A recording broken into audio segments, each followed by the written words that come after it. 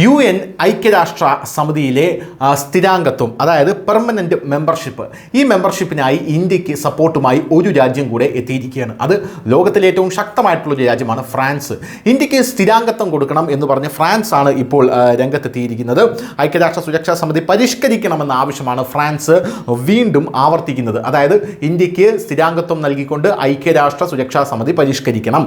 ഫ്രാൻസിന്റെ പ്രതിമാസ സെക്യൂരിറ്റി കൗൺസിലിന്റെ അധ്യക്ഷ പദവിയിൽ ആഗോള സമാധാനം, സുരക്ഷ, മാനുഷിക പ്രത്യാഘാതങ്ങൾ എന്നീ മേഖലകളിലേക്ക് ചർച്ചകൾ നയിക്കുമെന്ന് ഇന്ത്യയിലെ ഫ്രഞ്ച് എംബസി തിങ്കളാഴ്ച സോഷ്യൽ മീഡിയ പ്ലാറ്റ്ഫോമായിട്ടുള്ള എക്സിലെ ഒരു പോസ്റ്റിൽ പറയുകയുണ്ടായി. ഇന്ത്യക്ക് ഉന്നത തലത്തിൽ സ്ഥിരാംഗത്വം നൽകുന്ന ഐക്യരാഷ്ട്രസഭ സുരക്ഷാ സമിതി പരിഷ്കരണത്തിന്റെ ആവശ്യകത ഫ്രാൻസ് ആവർത്തിക്കുമെന്നാണ് എംബസി അറിയിച്ചത്.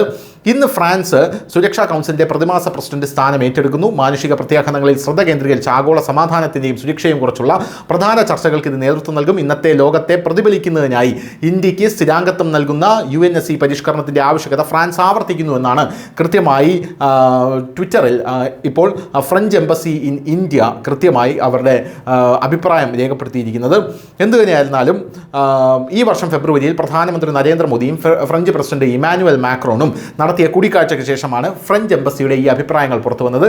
ഐക്യരാഷ്ട്രസഭ സുരക്ഷാ സമിതിയെ പരിഷ്കരിക്കുന്നതിന്റെ അടിയന്തര ആവശ്യകതയെക്കുറിച്ച് ഇരു നേതാക്കളും ഊന്നിപ്പറയുന്ന സാഹചര്യവും ഉണ്ടായി. ഐക്യരാഷ്ട്രസഭ സുരക്ഷാ സമിതിയെ പരിഷ്കരിക്കേണ്ടതിന്റെ അടിയന്തര ആവശ്യകതയെക്കുറിച്ച് ഇരു നേതാക്കളും ഊന്നിപ്പറയുകയും ഐക്യരാഷ്ട്രസഭ സുരക്ഷാ സമിതി കാര്യങ്ങൾ ഉൾപ്പെടെയുള്ള ബഹുമുഖ വേദികളിൽ അടുത്തത് ഏകോപിപ്പിക്കാൻ സമ്മതിച്ചിട്ടുണ്ട് എന്നും പറയുകയും ചെയ്തു. യോഗത്തിൽ ദീർഘകാല ആഗോള വെല്ലുവിളികളെയും നിലവിലെ അന്താരാഷ്ട്ര സംഭവ വികാസങ്ങളെയും കുറിച്ച് വിപുലമായിട്ടുള്ള ചർച്ചകൾ നടത്തി. ബഹുമുഖ സംരംഭങ്ങളിലൂടെയും സ്ഥാപനങ്ങളിലൂടെയും ഉൾപ്പെടെ ആഗോള മേഖല ഇടപെടൽ കൂടുതലായി ശക്തമാക്കാൻ സമ്മതിച്ചു എന്നുള്ള റിപ്പോർട്ടുകളും ഇപ്പോൾ പുറത്തുവരുന്നു. News desk, news India Malayalam.